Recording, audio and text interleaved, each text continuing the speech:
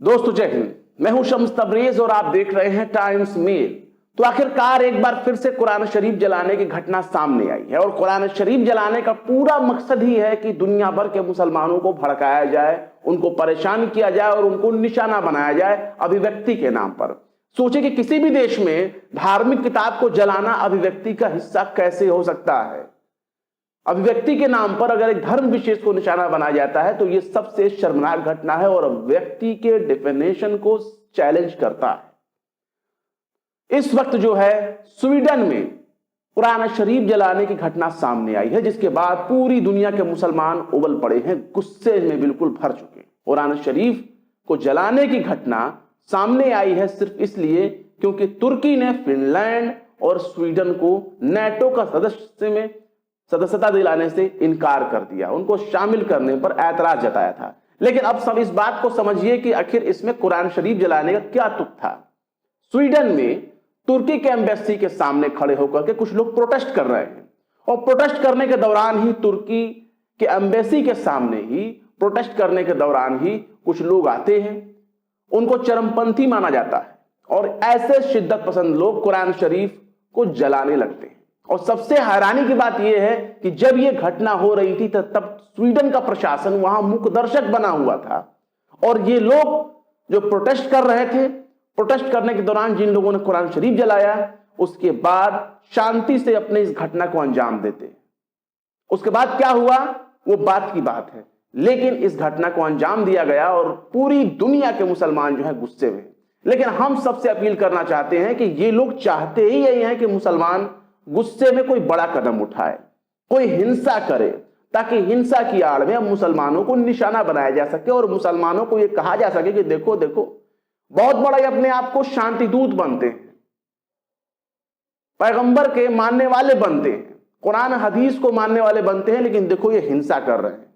यानी वो घटना है ना कि my name is Khan but I am not terrorist. तो ये आपको उस घटना की तरफ लौटाना चाहते हैं जिसके तहत आपको आतंकवादी कहा जा सके, आपको शिद्दत पसंद कहा जा सके, आपको दहशतगर्द करार दिया जा सके।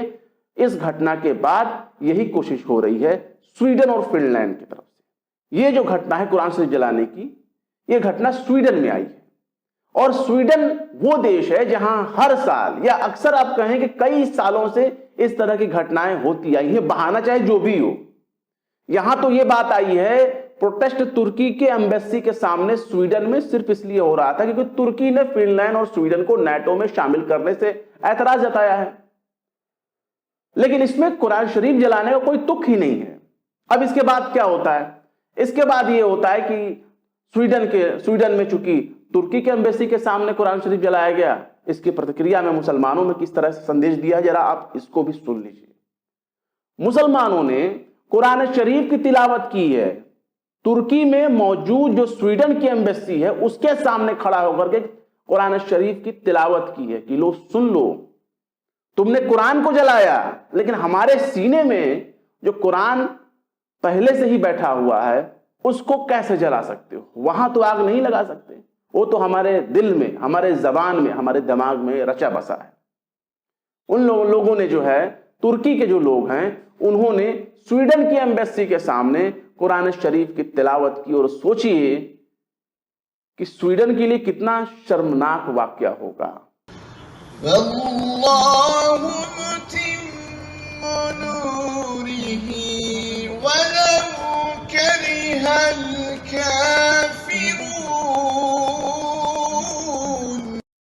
हालांकि स्वीडन के जो प्रधानमंत्री हैं उन्होंने इस घटना पर दुख जताया है, खेद जताया है और मुसलमानों के साथ अपनी हमदर्दी का इजहार किया है।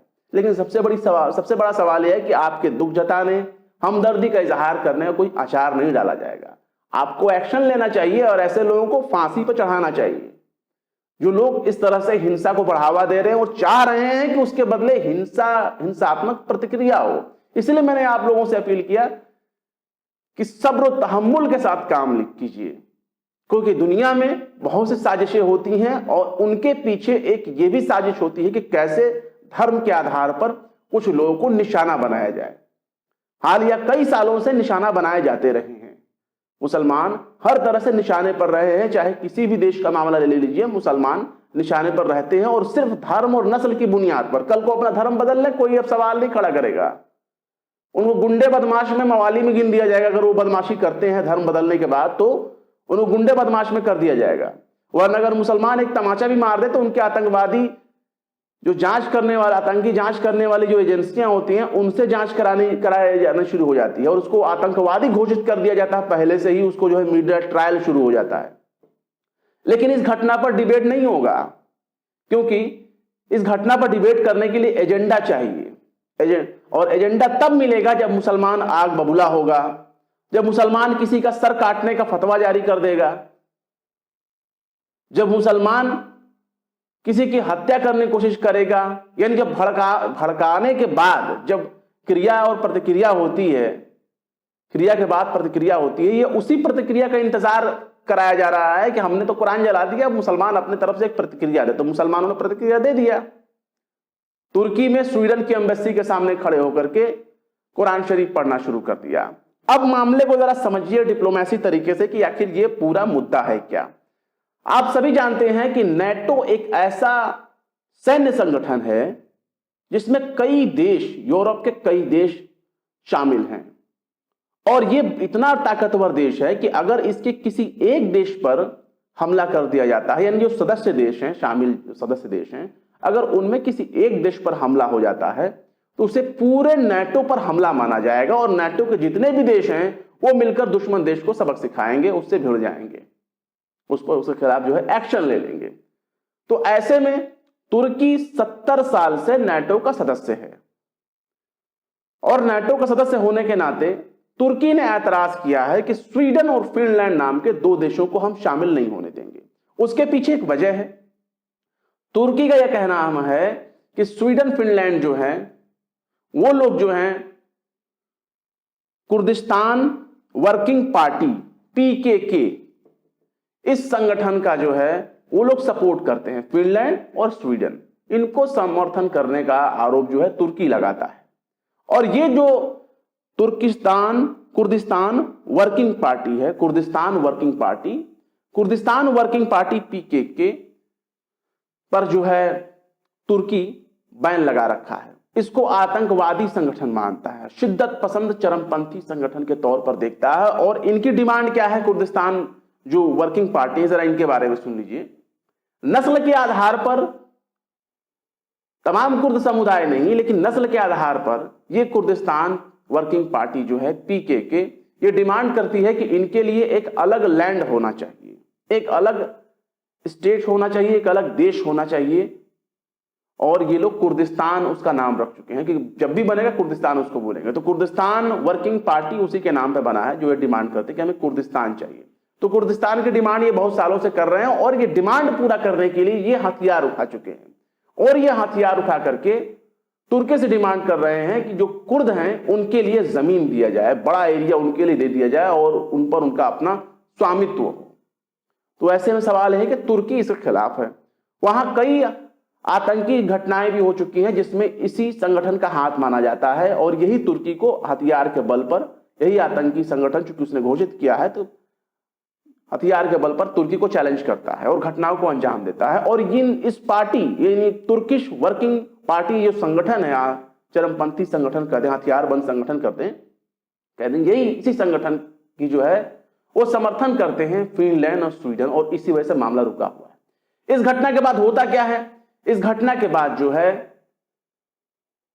वहां तुर्की जाने वाले थे स्वीडन के रक्षा मंत्री इसी सिलसिले में मिलने के लिए कि भैया हमें जो है नेटो में आप शामिल कराइए, जो भी आपके और हमारे बीच में इख्तलाफ है उसे दूर किया जाए। लेकिन तुर्की ने इसको रद्द कर दिया, इस पूरी यात्रा को ही उनके कैंसिल कर दिया और कहा कि अब आप मत आइए, हम आपसे बात नहीं करेंगे।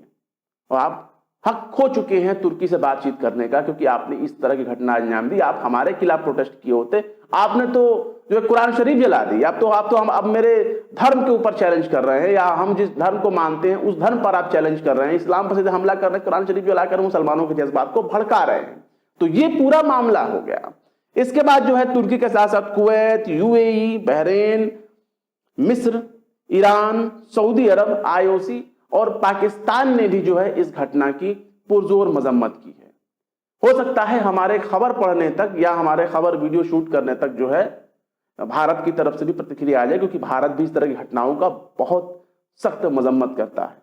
भारत सरकार हो सकता है बाद में इस तरह की घटना का जो है विरोध करे, क्योंकि हमने जैसा गुजारिश किया तमाम लोगों से कि आप जो है सब्र और तहम्मुल से काम लीजिए, प्रोटेस्ट करिए, आपका हक है, लेकिन हिंसक होने से बचिए, क्योंकि यही वो प्रोपेगेंडा है, वही वो एजेंडा है जिसके तहत आपके खिलाफ एक्शन लिया जाएगा, जबानी तौर पर आपको और भी ज्यादा बदनाम किया जाएगा, मुसलमानों को भी और कितना निशाना बनाया जाएगा ये देखना बाकी होगा। लेकिन इतना तो तय है कि ये इंतहा है और इस शिद्दत पसंदी की इंतहा हो रही है और ऐसे लोगों के खिलाफ पूरी दुनिया को खड़ा होना चाहिए। मुसलमानों का मामला नहीं है, किसी की भी धार्मिक किताब को अगर आ जाता है तो पूरी दुनिया को उसके खिलाफ खड़ा होना चाहिए। धर्म, नस्ल, रंग की बुनियाद पर किसी भी बंटवारे की मुखालिफत होनी चाहिए। भारत के मुसलमानों ने अपने देश के यानी भारत का जो बंटवारा किया गया 47 में, उसका विरोध भी इसीलिए किया था। उनको जाना पसंद नहीं था, जिनको जाना था वो चले गए। और आज भी भारत को बांटने की कोशिश हो रही है और भारत को बांटने के लिए ऐसे ही लोग सामने आ रहे हैं जो धर्म की बात करते हैं, नस्ल की बात करते हैं, रंग की बात करते हैं और चाकू छुरी उठाने की बात करते हैं। फिलहाल क्या कहेंगे इस वीडियो के बारे में कमेंट बॉक्स में जरूर बताएं। वीडियो पसंद आए तो लाइक करें, शेयर करें और बेबाक, निष्पक्ष, स्वतंत्र पत्रकारिता को सपोर्ट करने के लिए हमारा चैनल टाइम्स मेल को जरूर से जरूर सब्सक्राइब करें और हाँ, बेल आइकन की घंटी वाले बटन को जरूर दबा दें। फिर मिलते हैं किसी और वीडियो में एक नई खबर के साथ। शम्स तबरेज को दीजिए इजाजत। जय हिंद। तो देख लिया आपने हमारे इस वीडियो को। हमें उम्मीद है कि आपने हमारे वीडियो को लाइक किया होगा और दूसरों को भी शेयर किया होगा। अगर अभी तक आपने हमारे चैनल टाइम्स मेल को सब्सक्राइब नहीं किया है तो जल्दी से सब्सक्राइब कर दें और बेल आइकन भी प्रेस कर दें।